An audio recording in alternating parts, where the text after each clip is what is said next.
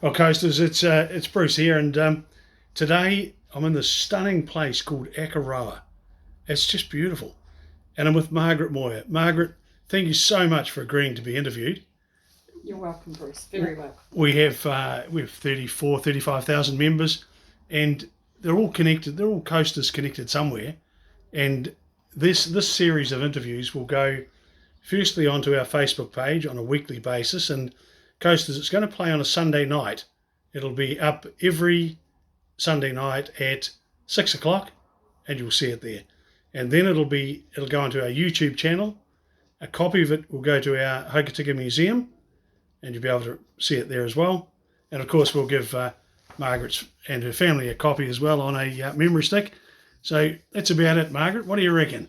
I reckon that it's just about as many people as live on the whole west coast of Buller, isn't it? Yeah, well, they're all around the world. Yeah, absolutely. Yeah, it's amazing. It's good. Margaret, what's your full name? Just Margaret Moir. I think you missed out on the second name. Yeah. Ah, that's interesting. Well, now whereabouts were you born? I was born in Kimberley, South Africa. Wow, I never knew that. Yep. My dad was in the British Air Force during the war. Right. And just before the war broke out, he was sent out to South Africa. And he'd married my mother, and she followed him out afterwards, and I was born in Kimberley. Wow. In 1941. So who was your dad? Frederick Charles Putt. And what did he do for a living? Well, he was in the Air Force for 24 years. Oh, okay, so he was a full-timer. Yeah. And then when we came to New Zealand, he worked for Airwork for a while. Wow. And what about your mum? Who was your mum? Dorothy Mary Harvey. Dorothy Mary Harvey. And was she English or South African? Both English. Both English? Yeah. Right. And I can remember vaguely sailing back from South Africa to England after the war. And I can remember I lived on condensed milk. Really? I wouldn't eat any food. So, Margaret, it's 2021. How old are you now? 80. This 80 is last month. This is the big 80th. Oh yes. Oh, good on you. Well, you're in good nick. Well, thank you. Yeah, it's probably just good living. Yeah. Oh, I don't know. What did your family do for fun when you were a kid? Well, okay, we were in England for about 10 years, and we used to go down to the beach very occasionally. My brother and I used to go out. He used to chase cows around, and I used to just bike and play with mates. We were primary kids age. Did you have a nickname when you were growing up? Putty. Putty? Yeah. Where did that come from? Margaret Putt. Oh, of course. Whereabouts did you attend primary school? A place called Lynham, which is in Wiltshire in England, and that's where that was the Air Force base that Dad was sent to after we came back from South Africa. And it became a very major base in England. It grew and grew and grew. And it was also a base where they did the Berlin airlift from, which I think it was 1948. Wow. And Dad was involved on the ground crew of that sort of business, but I don't remember it. I just know that Lynham was just a major sort of metropolis at that point. Did you like reading books in primary school? Yeah. You're a book reader? Books. Not now, I was. Yeah, it was a great book reader. And what sort of books in those days? You can often... Blyton. So did I. Loved Enid Oh, Blyton. yes. Oh. And it was... Did you have a favourite teacher? I'm just thinking back to... This is primary school. Yeah, we're talking about primary school. And Miss Webb was our principal, but I can't remember the name of the... No, not really. What about secondary school? Where'd you go? Yeah, I went to a place called Calme, Calme, which was about 11 miles away from Lynham. Right. And it was grammar school. You had to sit scholarship. You'd sit exams at the age of 10 and pass or fail. Oh, to get into the school? Yeah. Or to get into grammar school at that stage. Wow. In grammar school, you went to grammar school at age 11, and then you finished whenever you finished. So I got into grammar school, and that's where I went till 1956. Wow. What, did you play sports? Yeah, I did. not now. No. Maybe walking's my sport now. Yeah. And I did then. I was in the school hockey team, and I was also in the school, what they call the rounders team. But I think that's a little bit like Baseball. Yeah, for females. Yeah. And I was also in the school tennis team, so I sort of had 3 things that I was involved. I see you're a tennis player. Yeah. Ah, love it. When you're a child, what did you want to be when you grew up? Teacher. Right. Always wanted to be a teacher, even when I was big and grown up. So when you left high school, what happened then? Well, no, we were in 1956. Dad was sent out to Singapore, and it was the tail end of his 24-year term with the RAF. So he had a 2.5-year tour of duty over there, and we all went out in 1956 to Singapore. Oh, well, So I went to school there. Me and my brother both went to the Alexandra Grammar School, which was an army-based school at Alexandra Barracks. what was Singapore like? Fabulous. Everybody says that. It was fabulous. It really was. I wasn't a swimmer, but I learned how to swim, and the weather was beautiful. Yeah, loved it. But I mean, I was still only 15 when I went, and I was 18 when I left, and we came to New Zealand at the age of 18. Goodness me. How old were you when you started dating? Probably 15. That's a good early start. Can you remember, do you recall your first date? I do. His name was John. John? Yes. And was that would have been in Singapore then? Yep. He was in the Air Force. Right. Because we used to go swimming at the swimming pool, and of course all the airmen were there. It was great. Oh. When did you first meet Derek? We were at a dance at Spencer Street in Christchurch. Right. Because that's where Mum and Dad came to. And he said hello, and then he kissed me right up my arm. Just like that? Back of my head. I thought, oh God. But my girlfriend, and we both worked together in an office in Christchurch, and my girlfriend, her boyfriend was Derek's mate too. So in the end, the 4 of us got to kick around a bit. So we were 19 when we met. So Derek lived in Christchurch as well? Lived in Lincoln. Okay. Born and bred in Lincoln. So, but he worked in Christchurch. Wow. What do you most admire about Derek? You've been together a long time. We've been together 58 years nearly. Is it? Oh, goodness Yeah. me. There's lots of things, but I have to say he's the only man that would live with me.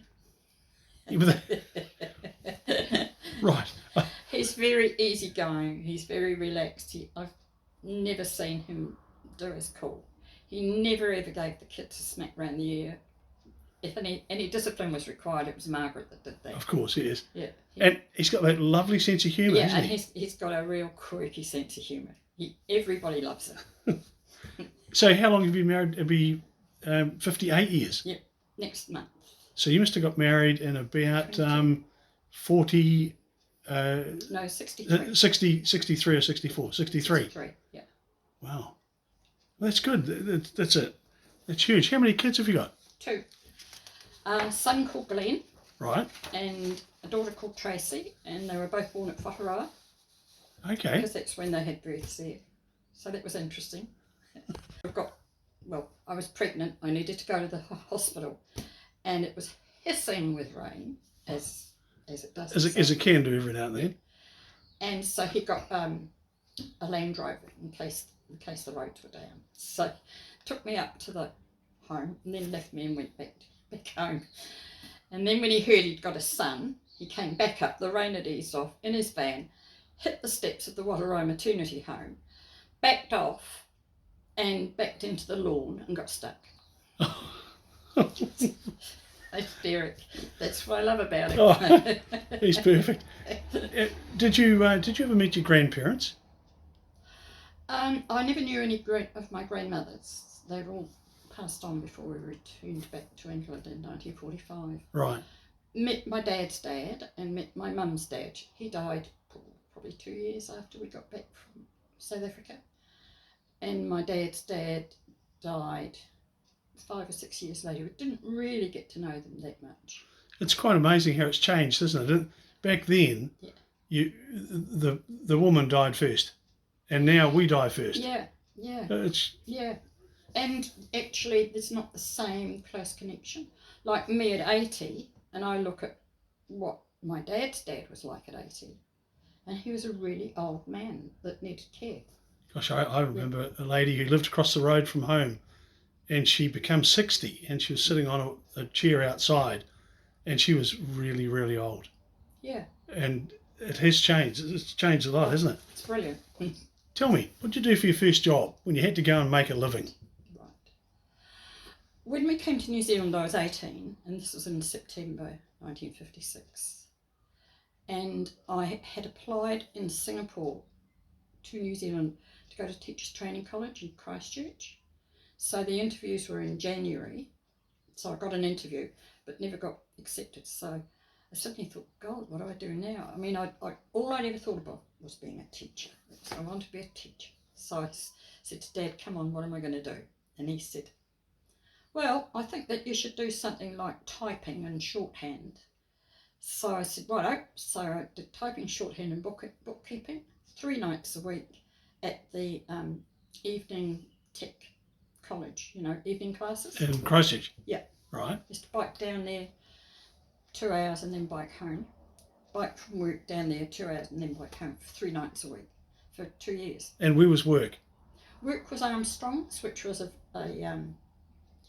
like Hayrights or Farmers. It was a department store. Okay. And I worked in the credit office. I was an office junior.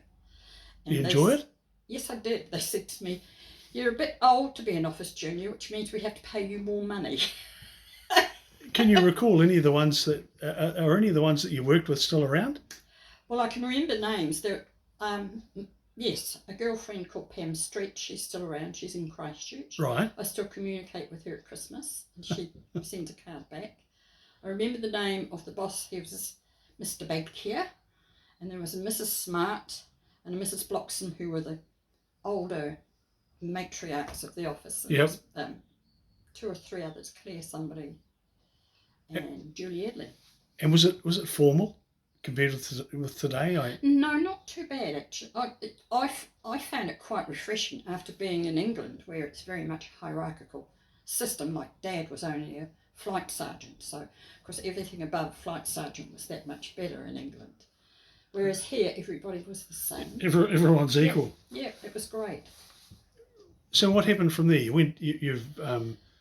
worked in the credit department there. What happened next from an employment point of view? Well, I went to another place after 3 or 4 years probably 3 years at Armstrong's. I then went to a place called the Textile Bag Company, which imported stuff to make sacks and bags and things. And the reason I went, it was a £4 a week pay increase. Wow. And I was on £6 2 and threepence, which for those of you who don't know is about $12.20. Did you feel rich when you got your pay? Yeah, I couldn't believe it. I was like that too. But one pair of shoes was £5. So 1 week's wages was 1 pair of shoes in those days. Well, it's changed, hasn't it? Oh my goodness, it has, yeah. And then still in the office? Yeah. And what next? I got married. And the greatest and most honourable profession of the lot. Absolutely. Absolutely. But we nearly parted very quickly because Derek was working on the Fringe Joseph Hotel at Friends. He went down there about 6 weeks before we were due to get married to set the job up. And was this the THC one? Yeah. Oh, the big one? Yeah. Ah. And he came back, he said, it's great. He said, we'll have to go back. We'll have to go down there. So his boss, which was A&T Burt Limited, which is a big plumbing company, they organised a caravan for us, which he then towed over. This was after we were married and during the Christmas holidays. And we went down there on the 6th of January 1964. And when we got there, it had rained and rained, and the caravan leaked, and our wedding presents and everything was in the caravan, and the water dripped out the door as we opened the door, and I said, that's it, I'm going home to Mum. Yeah. So we hightailed down the shop, tried to ring up the boss and tell him to stick his job. the lines were down and we couldn't ring out. So the next day the sun came up. Okay, life was okay. And it was fantastic again. That was a big job, that. Yes, it was. And his first job as plumbing foreman, in charge. Wow. Yeah. When did you become interested in politics? Quite late. Never been interested in politics probably until 1970s, mid-70s. I don't know how. My dad was not. He was a union rep for Empire Rubber Mills. My mum voted Conservatives because her dad voted Conservatives.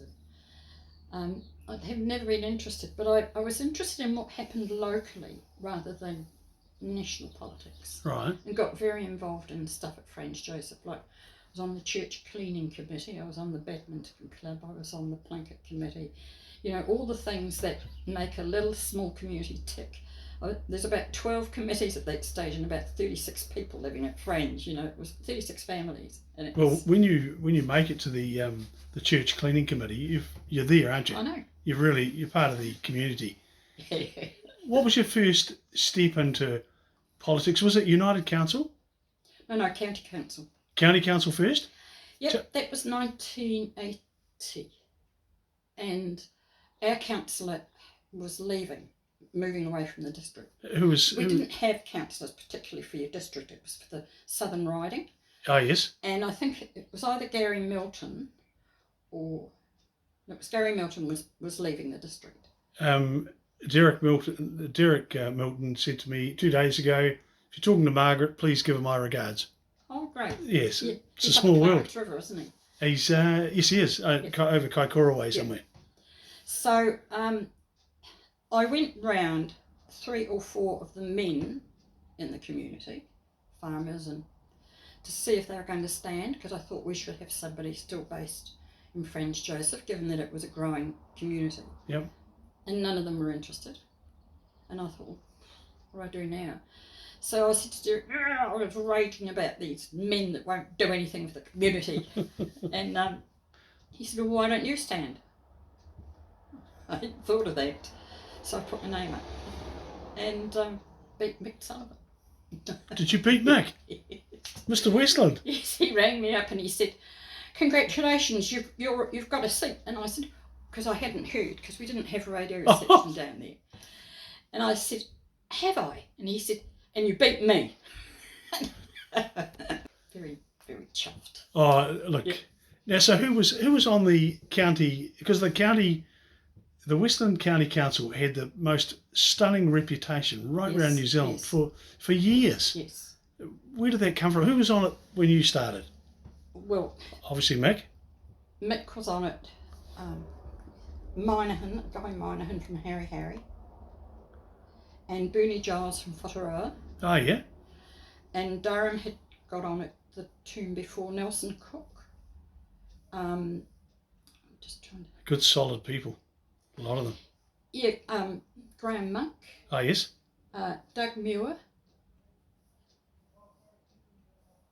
Was Liz Singer there then, or did he come along later? I think he came on then. So who was the chairman, Margaret? Mick. Oh, he was, okay. And I think Doug Muir was deputy, if I recall correctly, and then he decided that he wasn't going to stand again, so after the term he'd done. Yep. And so Mick made Durham deputy after that. And then later on, Durham took over as chair, didn't he? Yeah. John Olsen was the engineer. Just trying to think who the secretary was. No, gone. You could write a book about the antics of John Olsen getting things done, couldn't you? Well, I was the first woman on the council and the only woman. And the first meeting, I'm learning. And Olsen went out to the toilet because it was the old building. By the fire station. Yeah. And the toilet was sort of was the door through there. And he came back and he said, Mr. Chairman, he said, I know things have changed around here. He's looking at me. But he said, this is ridiculous. And I'm thinking, how's he on about? So Mick got up and wandered out. And what had happened was Gavin Malloy, or whoever the plumber was, had come in because there was a leaking cistern in the men's urinal.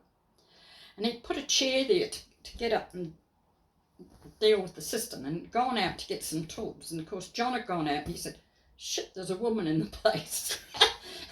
I thought it had been changed round. Well, I just went scarlet. I mean, he really embarrassed me, the mongrel.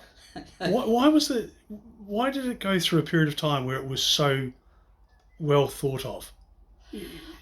Because, well, I think it was as much, they made good decisions. They were good, thoughtful decisions, reasonable decisions that the local people could understand. Yeah. The workmen who worked for the council worked day in and day out, really hard workers, helpful, willing, and Olsen screwed every last cent out of flood relief and everything else. Wasn't he awesome? It was just... He made $1 go $20. You know, he was amazing. I remember watching the guys when they were tar sealing down Friends Joseph outside our house and around they weren't just us, it was the village. And they were up at 6 a.m. and they sat for half an hour for their lunch, and no longer, and they were up carrying on till 5 o'clock at night. And John was on the site often, wasn't he? Yep. They were amazing. And I think that when people see their council working like that, then I think people feel they're well worth it. In recent times, I found some drawings that have been put together for single lane bridges, and they all had John's signature on them. He must have designed them, built them, and delivered them. No, he was. Yeah, I mean, he was zany as. He got things done. He was. He definitely miss him. Tell me about the United Council was before my time, right? But I often hear about it. So they were instituted by, I think it was a Labour government then, and you were appointed from a local authority. The local authority that you were on appointed a certain number of councillors. I think we were entitled to 3. Right. And I think there was 12 altogether throughout the whole district. Throughout Westland, Grey and Buller. So was it a forerunner to regional council in many ways? Yeah, it was. Except you were appointed by the local council, whereas regional council became an elected body rather than an appointed body. So who was the chief executive when? Did it have a chief executive? Yes, and I can't remember. David Stapleton was quite heavily involved. He was there as a ministry planner. I've seen his name on a lot of things in relation to... Very, very intelligent man. Yeah. Man. He was amazing. He really was. And what was the purpose of it? Well, it was actually to bring the region together so that you had a body that thought regionally rather than just your little district. But it took over from the catchment boards and the pest boards. It sort of amalgamated. Oh, it merged all those together? Yeah. Okay. That was the genesis of it. And I think Michael... No, it's gone. I was trying to think of the local government minister. Bassett. Yeah. He was sort of one of the key ones in it.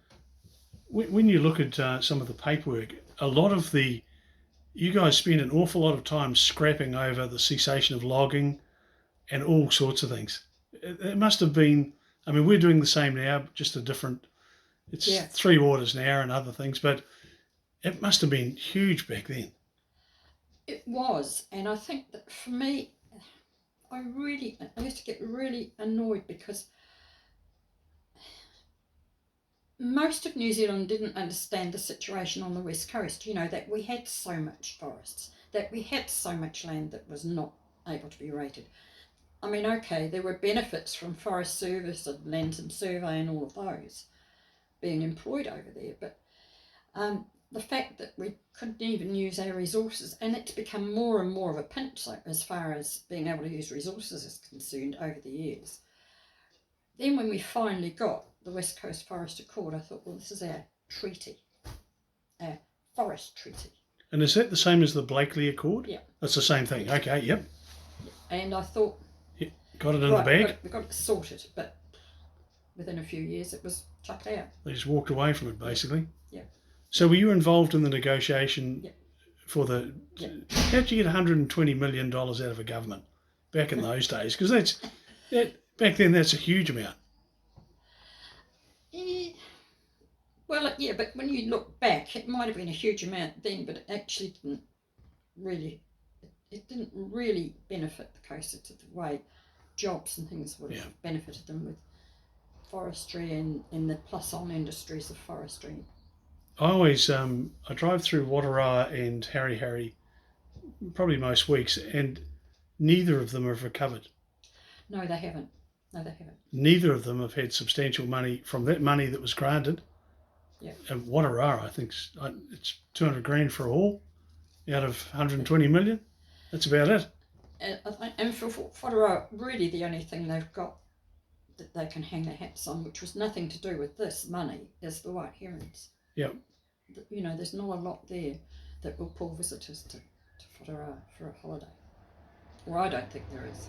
Yeah, it's a... The glaciers have more pull. They've got more... people know about the glaciers, and if you're at Whātaro, you're not going to stay there, you carry on down. Well, that's how it was. I was talking to Dion the other day from White Herons, and they've changed their model so there's no longer a jet boat. Okay. And you drive up, you get a commentary, and it's becoming, for whatever reason, it's the numbers going through are much greater than they were. Really? Yeah, so he's a he's a good wee fella. What was the what got you into national politics and with the National Party? Right. National Party, I mean, I really wasn't a party political person, and that's what I like about politics on the West Coast. You aren't elected because you're party political. You're elected because you're you, and people know who you are. It's not what your colour is. Yep. And this was fighting with conservation and fighting with Philip Wollaston. And I can show you some newspaper cuttings that I can't believe the things I did and said. And I really got toey with Wollaston about something he'd done or said, and I just said to a team, it was out Terramacau actually, looking at a salmon farm out there, and somebody said, well, why, instead of moaning, why don't you do something? And I said, like what? And they said, stand for the seat. Oh dear, what have I done? Do you recall the creation of Stewardship Land? Yes. It's still a bane, it's still a thorn in the side. It was set aside because the Minister for the Environment, who was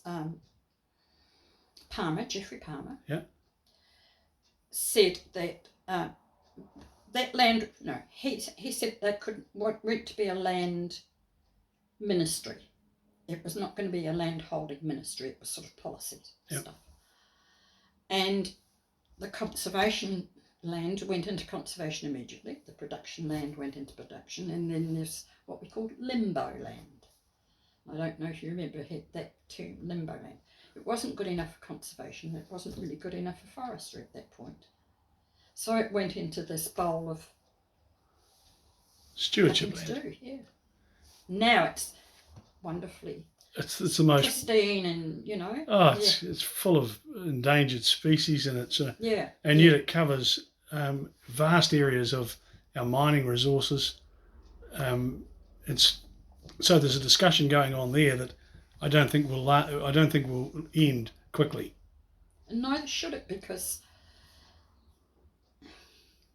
the coast has always been land-based or sea-based. That's what it's lived on. It's agriculture, it's forestry, it's fishing. It's a land and sea-based area, and the ability for the coast to be able to use their land has been shrunk and shrunk and shrunk and shrunk, and there's been nothing else to put it in its place.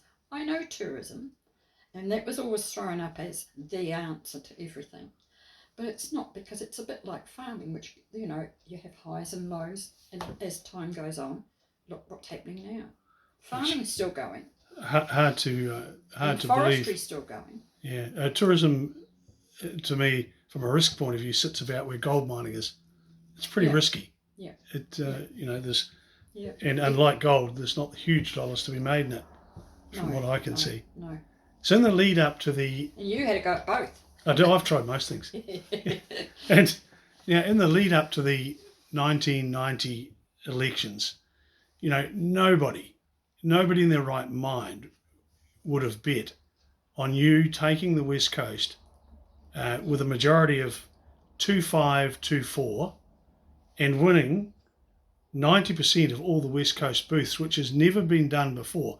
And I've, in my research, it's never been done since. What was the secret? To be perfectly honest, I think it was the right time for National to have a decent go. Not that I was clever enough to think of that way. I was just so cross with bloody Philip Wollaston. Yep. It was the right time.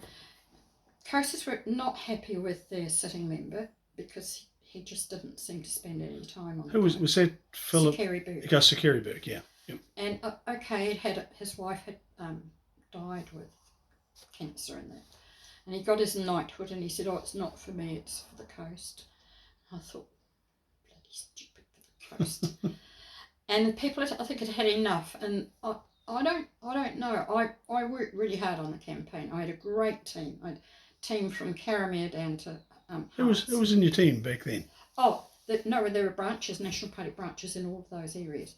Haast, Franz, Wow. Karamea, Greymouth, Rifton, and those people got out. I used to go out and door knocking, and I worked really hard at it. Did you think you were going to win? No, I said to Derek one day, let's step back. First of all, you had to get selected to be the candidate. Yeah. So there were 4 of us, and 3 of them were farmers. One from Jackson's, and one from Rifton, and one from Westport.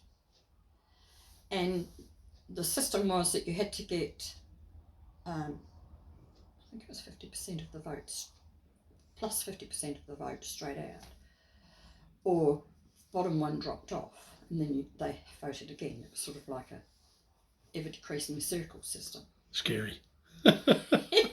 So you did a speech and you had a few questions thrown at you and you answered all of that. And this was in Greymouth and it was in the Ashley Motor Inn, and it was quite full.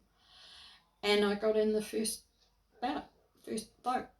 So I was shocked. Derek was not there, by the way. He was down at Fox Glacier with his football team because he felt he should be at Fox Glacier with his football team. Priorities, Priorities. It's all part of it. I know. So I got selected straight away, went home, and of course I'm at home and there's nothing. There's nobody there. I can't say anything. Did, on the night you won... Yeah. That was in Greymouth. Yeah, because I haven't been to one where we've won yet. All right. I'm going to one day. Because Chris Uckenvold, he won. Yeah, I missed it though. Yeah. Okay. I missed that one. And was it exciting? It was. It was hugely exciting because it started off, we went and had dinner with, I don't know, probably a dozen in at the Ashley Motor Inn first, and then went into the back room. Yep. And they had TV and all of that there. Big TV. And they had somebody at the courthouse who was phoning back what the booths were. Now I didn't even know who Michael Savage was, so I'm not. Right. So I had no idea. Talk about green, but not that sort of green, but talk about innocent. And when the Kamara booths came in, one of the chairman of the electorate said, "You're going to win." I said, "Why?" He said, 2 booths from Kamara have come in and they've gone blue. And I said, "Oh, so?" And he said, "Never been done before." And then of course the radio rang up and wanted to talk to me, and they said, "Oh, how are you feeling? You're ahead. I said, "Yeah, but the big booths have to come in yet. The Greymouth booths and the Westport booths, they're the big booths. Until we get those numbers, no." And then when Westport, I think there's only 2 booths in Westport that I missed out on, I don't know. But there were 2 big booths that came in blue. And they said, "You've done it. This is the team." Couldn't believe it. Was it a big night? Oh, huge. Finished in Greymouth about 1 o'clock, and then went down to the Southland Hotel where there was another party going on. And Durham Havel was there, and Paul Teen, and yeah. Durham was telling me about it. He was just so excited. He couldn't believe it. The now you brought Jim Bolger to the coast. What was campaigning? Yeah. Yeah. How did you? I mean, what was he like to work with? He was easy to work with. He really was. I brought Winston Peters to the coast too. To the Camara races? No, he came down to campaign for me. Jim Bulger was quite easy. I mean, you knew he was boss. He said to Derek, he said, you better get yourself a suit. Because this is... How did that go? There's Derek in his shorts and a jersey out of the motorbike shop and probably jandals too. Yeah. And Derek said, oh, really? And he said, yes, you better get a suit. So, he was it. And Joan, his wife, was delightful. But Winston was interesting. He flew into Westport and he said, oh, we've got to have a street, people in the street and a microphone. And he said, and I'll talk. So we organised that and that went down well. And then we went to have some lunch in one of the tea rooms. And he had whitebait. And he said, no, we've got to sit in the window. So we're seeing. So we sat in the window, and of course he didn't eat any whitebait because there were people just flocking in. It was amazing. And we're driving down, and he's listening to the radio. He was very animated. He still is. And he said, God, look at your rivers, you can see the clear water. I said, yeah, they're not like that in the North Island, they're all cloudy. And I said, well, you're on the West Coast now, aren't you? And then we get to Greymouth, and I thought, great, we'll have a sit down somewhere. And he said, no, we've got to do the bars now. So we went round on the 3 or 4 public bars, and then we went over to the Runanga Miners' Hall. And I didn't know how Runanga would go. And on the stage at the back, there is huge photos of, I didn't know who they were, but they were leading Labour Party people Yeah. past. And we had about 80 people in the hall. Unbelievable. He had them eating out of his hand within 3 minutes. Kerry Burke had been in the night before and got 10. Wow. And I thought, there's something going on here. This is Runanga, He's the total politician, isn't he? Oh, really. Consummate. Once in Parliament and once in caucus, I found him difficult because he was always argumentative. He was always, and I thought, aren't we all on the same side? But yeah, he was fun. Of all of them. So what was Don McLean like?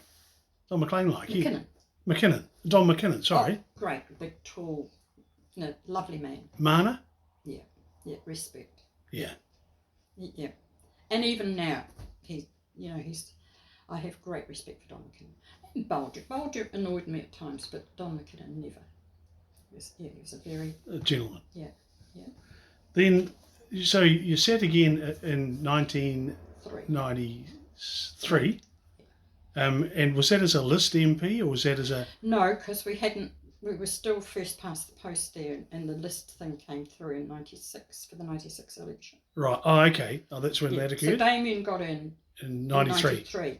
And I think he switched the majority around to about what I had.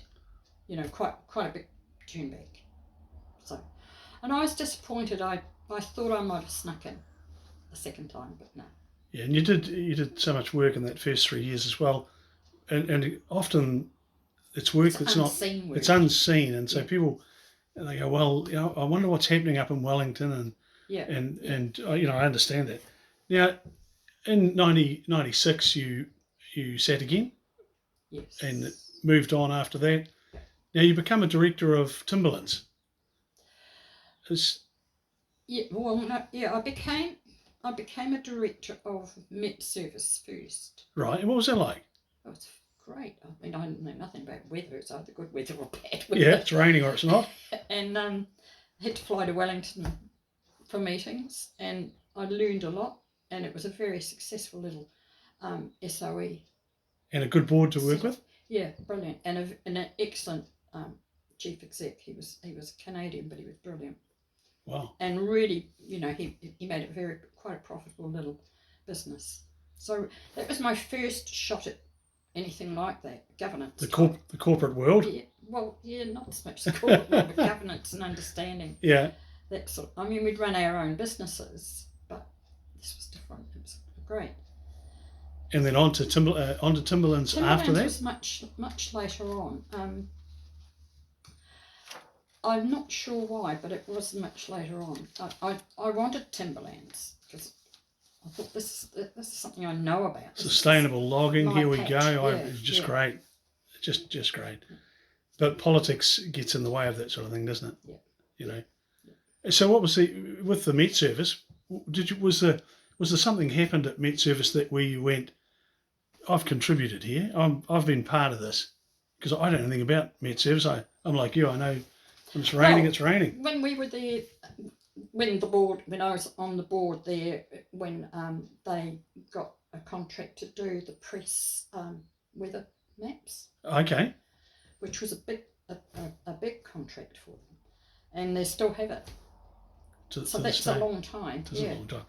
The tell me about. I know that I know a couple of politicians reasonably well, and it seems to me that they're always in Wellington, they're always flying, they work incredible hours. Yeah. Is that what it was like? Yep. I've never worked such long hours in my whole life. I used to walk into the office about 8 o'clock in the morning, and I'd walk out. I'd work till midnight, and whatever I was doing at midnight, I would finish it before I knocked off. And of course, the house sat 2 o'clock in the afternoon till 6 o'clock, and then till 5, and then it's 7 o'clock till 10 o'clock. So it was afternoons and evenings, and then in the mornings you had select committees, and then amongst all that you had to answer correspondence and deal with your party and deal with your local electorate people. And so you go to select committee. Are you expected to have read everything? Yep. I just don't. I couldn't stand it, Margaret. I just don't think it's something I wouldn't do. And you have officials there who are able to interpret stuff for you. Yeah. Which, I mean, I think you have to have officials, but I'd have to say they might have their own agenda. Yes, Minister. It's the world we live in. Now, tell me, you were awarded the New Zealand Suffrage Centennial Medal. Yeah. What is it? How did you get it? I got it because I was a woman and I was in Parliament at the time. That was all the women in Parliament got it. Okay. Yeah. And what actually is it as a medal?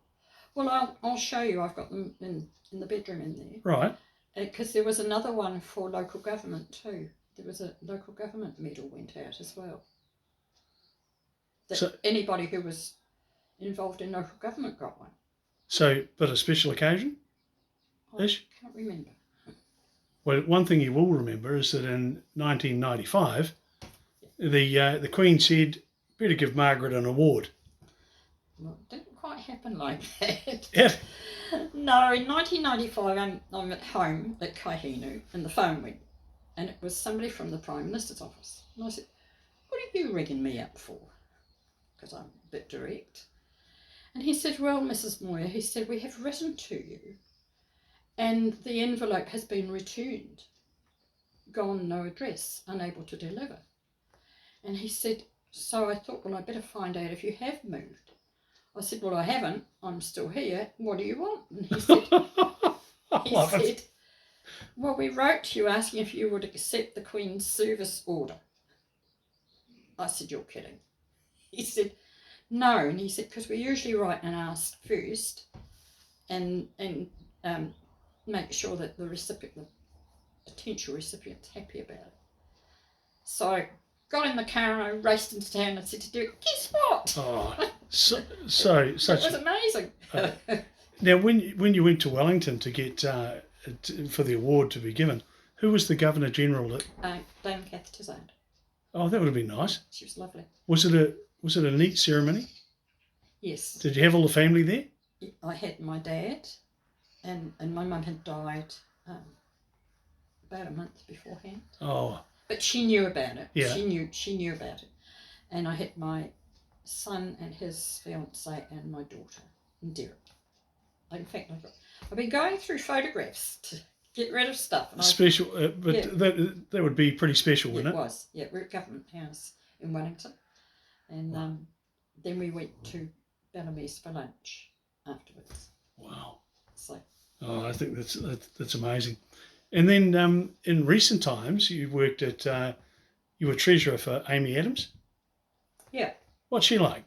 lovely. Yeah, that was the impression I got too. No, she was a great person to work with, and she worked really hard. And I thought she did an amazing job. I was disappointed that she finished up in Parliament the way it happened. Yeah. And I think most of us were, because there was 3 good women all went at once. Paula Bennett, Yeah. and Amy, and the woman from Auckland Central. Oh yes, yeah. Nikki Kay. Yeah. Yeah. Politics is dirty though, isn't it? You know, Yeah. in lots of ways, it's cruel. It's dirty. You know, I wouldn't say dirty, but it's sort of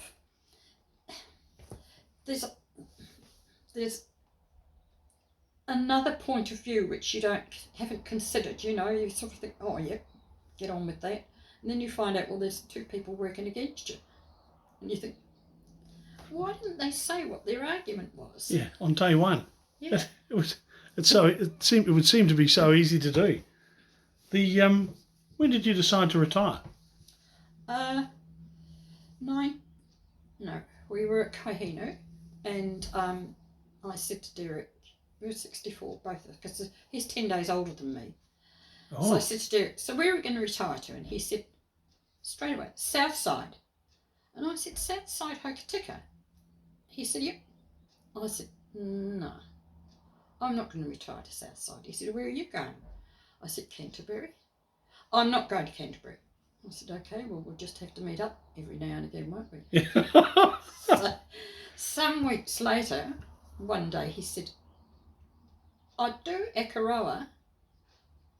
And I hooked straight into what his thinking was. So I said, that's Canterbury. He thought I meant Christchurch. Franz Joseph Hokitika Christchurch. Gotcha. And we came over to Ekaroa. Our kids shouted us I think it was a wedding anniversary, a couple of nights over in an upmarket B&B here. We came over and we actually went round looking at houses over here, and we ended up putting an offer in on the cheapest house in the worst street and got it for 108,000. Wow. Back in 2005. Yeah. No, 2000 that was. And we commuted, you know, we sort of, just to see if this was us, if we could handle it here or not. The change. And after 4 years, we said, right, that's it. So we sold up and moved over here. But I have a son at Taitap, which is only 80 k's, and our daughter is at Springston, and that's 85 k's. Yeah. So it was also about being with family. Family. At the end of the day, it's most They're things. there. Most Whereas things are. politics aren't. Yeah, most things are about family, aren't they? But you probably don't know that in amongst all of the other stuff, I was actually, not long after I went out of Parliament, I was rung by the Medical Council of New Zealand and asked if I'd be a lay member on their committees where there's been a complaint about a doctor. Wow. And you have 2 professional people and a lay person. It's competence committees, they call them then. They're not operating now. So it was only, I don't know, probably 4 a year, 3 or 4, maybe 5. That would have been incredibly interesting. It was. We were all over New Zealand. It was, and you didn't get all of them. I mean, there's a number of lay members that were asked to do stuff, but it was really probably one of the most interesting and diverse things I've done. So then I did the same with the Nursing Council, and So almost like a mediator, is it? Or no. You there's a complaint about the whatever the nurse or the doctor might have done, and there's been an official complaint made, and it goes to the council. I see, formal adjudicator or something. No. It's supposed to have been a positive experience. You're looking at why it happened and what you can do to make sure that person gets the support or the training and I'd have to say everyone except one was really great. They were all looking at ways to be able to manage themselves better. You check if they've got stresses in their personal life and all that sort of thing, and then how it all actually happened. The doctors work as many hours as politicians, don't they? They do. They do. It's it's just incredible. What during your lifetime, Margaret? What do you consider the invention that you've seen that has had the most impact on all of us?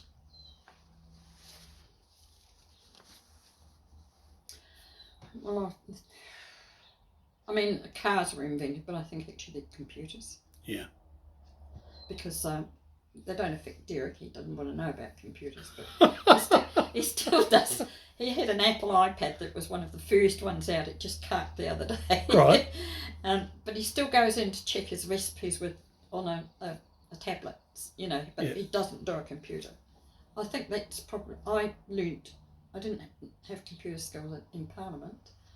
So that was the other thing I did when I came out of Parliament. I thought, right, I need to learn how to work on a computer. And So how did you do that? Lynn Moir loaned me an old computer that she had down from Friends Joseph. Yes, yeah. And she said, use it for as long as you want it and I'll get it back when you're finished. So I did stuff. I was a good typist. So, the keyboard skills were okay. It was about learning how the other bits worked. It's when the screen went black on a regular occasion. It made it hard. But that's been a huge, the information that's available for people is just amazing. And it's at your fingertips. It's just right there. Yeah. Did you always have a fridge at home? Yep. So refrigerators in England must have been being made. Oh, I didn't have them in England. No. No. But we were in South Africa and Right. Singapore. We had fridges there. Yep. And then when we came to New Zealand, we got a fridge here. What about your first car? Or your dad's first car? My dad's first car was an Austin Big 7, and its number plate was BAM 188. There you go. How do you recollect all these numbers? And he was really chuffed with his little car. It's like a little matchbox on wheels, but we had a lot of excursions in it. And what was your first car? Because I guess.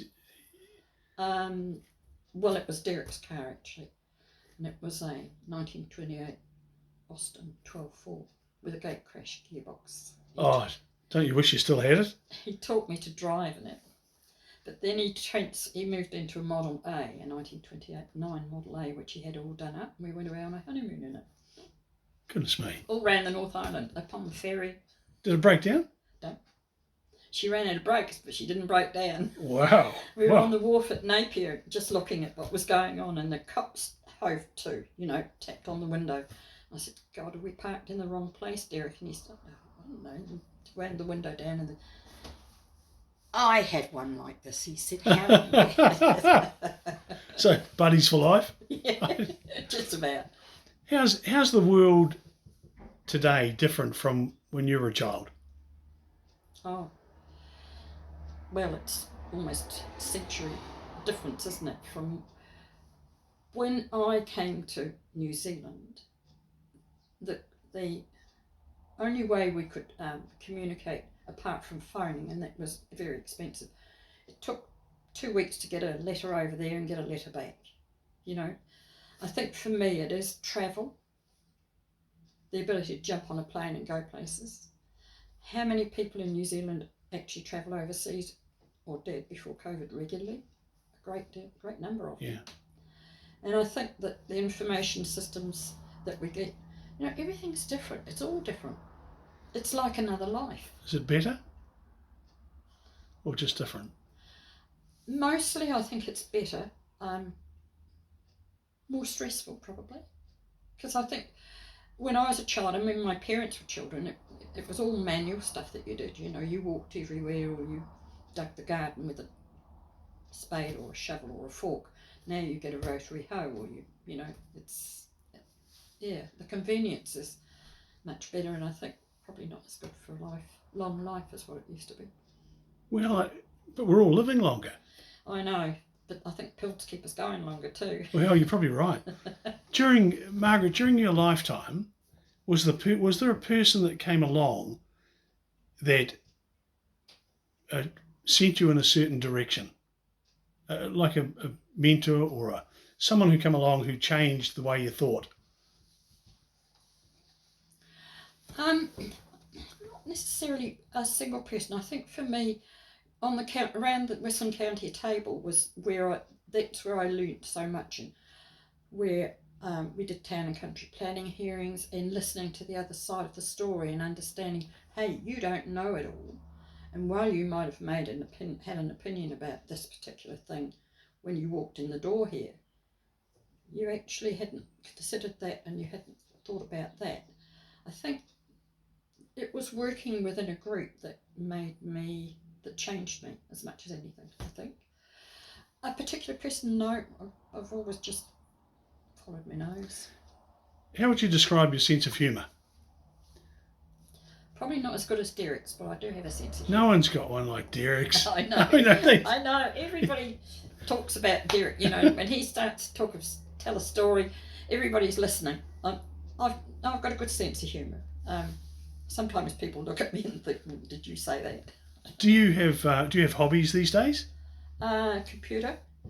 I started to learn bridge 3 years ago. Wow. Which I don't think you ever stop learning bridge. So I'm on the bridge committee, and I'm on the board of trustees at the local school down here. I'm chair of the board. At the high school? No, at the primary school, devotional school. Right.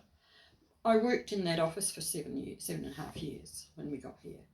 Because after a year of doing nothing here, I thought, nah, Better do something. Got to find something to do. And you enjoy that? I loved it. Best job I have ever had. 40 odd kids. You've got little bags when the tooths come out, or can you pull this splinter out of my finger, Mrs. Moir? It was just the best job I ever had.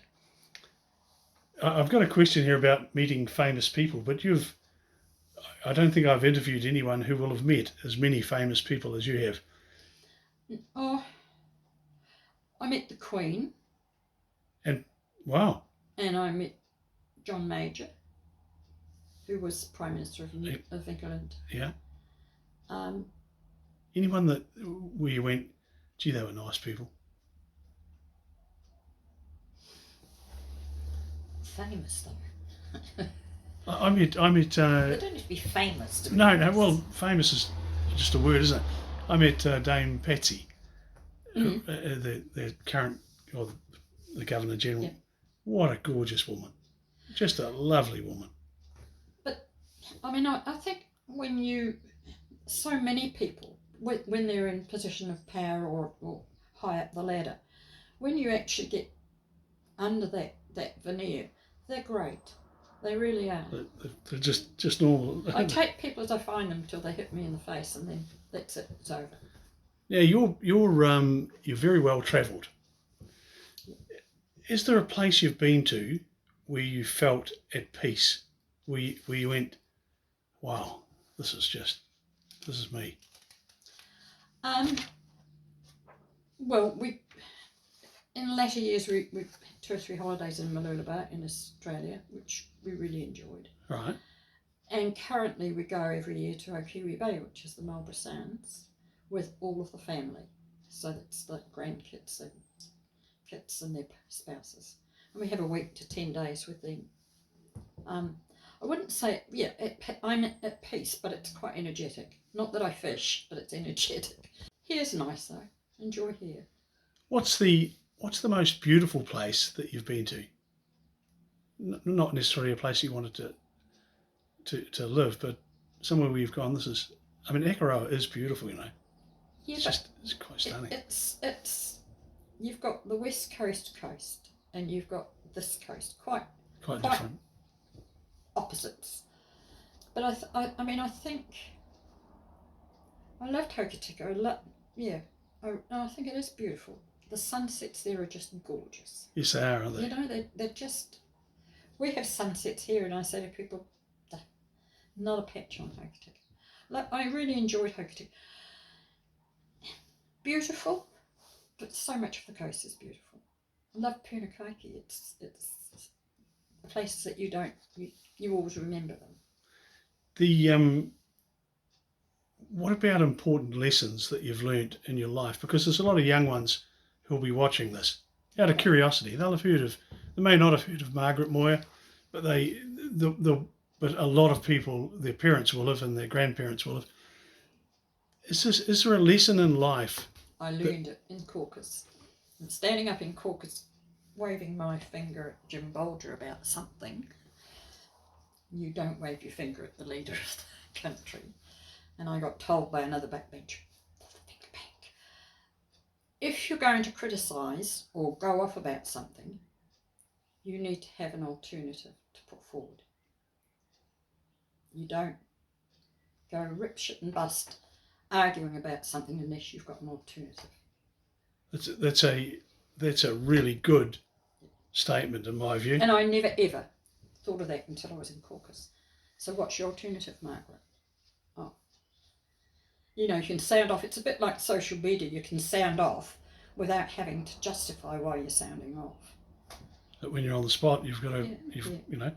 Is there anything in life, Margaret, that you wanted to do that you haven't done yet? You've still got plenty of time, but anything, you know, anything that you haven't done yet? And unlikely to do. I'd love to be able to ride a surf wave. Right. But I hate seawater.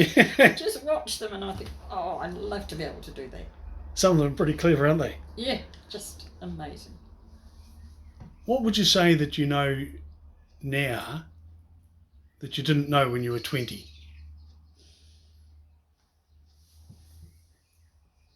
I think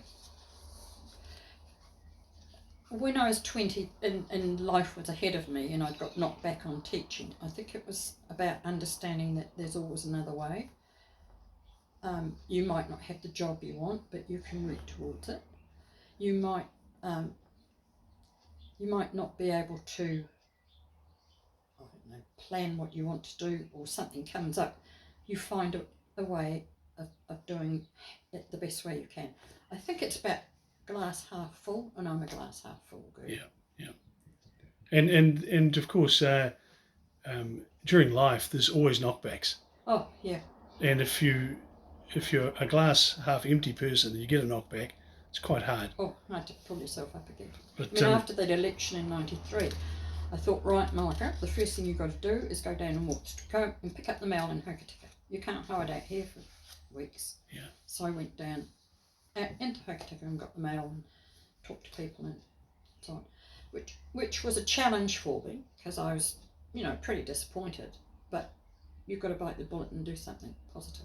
Yeah, well, that's that political thing where you know how much work you've done. You've put all your effort into it, and you think that everybody knows, but you know what? They don't. No, they don't. And that's a tragedy.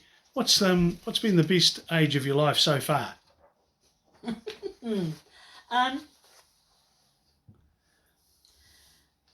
Probably my 50s, and that was when I got cancer.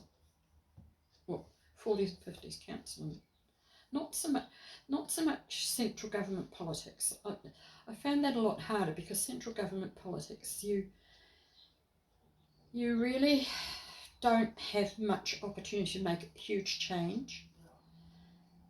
Local government, I felt that you could make a change, you could make a decision and you could see it happening a wee way down the track, whereas central government, I can remember Bill English standing up in caucus and saying, oh God, he said, when I worked in Treasury that came up from the bottom drawer before, he said. They just put it down in the bottom drawer until it comes up again. Yes, Minister. Look, I love it. You know, you're 80 now. Yep. You're fortunate enough to be in walking around in good nick. Politics in New Zealand at present. You know, as we come to the end of this interview, I think it's important to ask you this question. Yep. What's happening out there? I don't like what's happening out there. And it's not necessarily because of the changing colour of the government. I think the majority is worrying. But hey, New Zealand chose that. I see us as a country going down apartheid ways. I really do. Yeah. And that worries me because I don't believe the treaty was ever a partnership. And I can't find anywhere where it says the treaty was a partnership. Well, it was an agreement. Yeah. It doesn't say partnership anywhere in the treaty. And that mantra has been promulgated until now one thinks it is a partnership, and it's not. That to me is the most worrying for the next few generations. I think, here we are in 2021, and it just feels like we're being divided into two tribes. Yeah. And I've never experienced in my life. No, well, I haven't either. When I think back and think, the Maori people I know and have worked with, it's never been about the colour of their skin. They're people that you work with and people that you get to know. Some you dismiss, but you dismiss Pākehā as well at times. But I just don't like the way there's two separate sort of systems going to be built up. Health systems for a start. Now, okay, if Maori have not benefited as much as perhaps they should have within the health system, do we really have to have two separate systems, two separately funded? No. And will it produce an outcome? Margaret, did you ever? You were obviously very young when you left South Africa, but does it feel like South Africa in reverse? I don't think there's not the violence there that South Africa has. Right.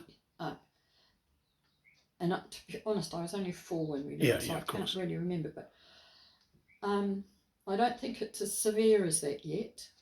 But I just think it's stealthily going. It's not even stealthily; it's just happening, and we don't seem to be saying, "Well, hang on, where was that in the agenda for us to vote on?" It wasn't. So that's what I worry about most, to be honest. Just as a final question, what's life like in Akaroa? Pretty good. It's a bit four ships-ish, if you know what I mean. Which on the West Coast, none of that went cut anything. It is a little bit about who you are. Right. And it's a different way of life because 2/3 of the homes in Akaroa are holiday homes. So that your permanent residents are only about 700 or 800. This is just Akaroa. And even here in this little grove, when we came in here, there was only 6 permanent residents. There's more now, but it's it is quite different to living on the coast. I like the coast attitude better. I like. It must be pretty exciting when a cruise boat comes in. Well, Derek used to go down as to meet and greet them. And there's a story. Ask him about meeting and greeting. I will do. I can imagine him doing it. And but there's antipathy as well as support. I mean, the businesses were pretty supportive of the cruise ships. And 1/3 of them would stay on board the ship. 1/3 would come on shore, and 1/3 would go away on bus tours and things. Okay. It was busy. There were complaints because the buses were running and there was diesel fumes, and do they really want to be a backwater? It's hard to get the balance right, isn't it? Yeah. It's really hard. Fair enough. Akaroa wasn't ready for it. Definitely not ready for tourists to come on here from cruise ships. They were not. We weren't geared for it. We didn't have conveniences handy. It's just suddenly it happened, and they had to get cracking and try and put in some portaloos and stuff. It was really quite a shock, but we had it 7 or 8, 9 years. Looking around, there's a great choice of accommodation, some excellent restaurants. Goodness me. Yeah. It's pretty special. Yeah, well, Derek was a welcoming ambassador. Oh, is that what he was? An ambassador. Oh, dare I say? Oh, yes. Look, I must remember that. Yeah, let him tell you about it, because Margaret, 1 or 2 things went on. As we wind this up, Margaret, coasters, this has been a really interesting discussion. I hope you've enjoyed it. If you want to reconnect with Margaret and Derek, just send me a message. I'll pass it through to them. Or you can find them here in Akaroa. You'll have no trouble finding them. I found it really easy. But Margaret, thank you so much for your time. It's been an absolute pleasure. And it's not every day I get to interview someone who's 80 years old, can remember every number of the friggin' phone book, and is so articulate. Quite amazing. Well, I just want to say before you shut it off that I have a great respect for what you're doing and how you're doing it, both around the council and this. And you'll carry on doing this, won't you? This is really important to me. Yeah. At the moment, I'm 250 interviews behind. I'm 250 behind. People who've asked me or agreed to be interviewed, and so yeah. I'm looking forward to keep doing it in the near future, having more time to be able to do it. It's good for the coast. It really is. Margaret Moir, thank you very much. Really appreciate it, and we'll catch you later. Bye.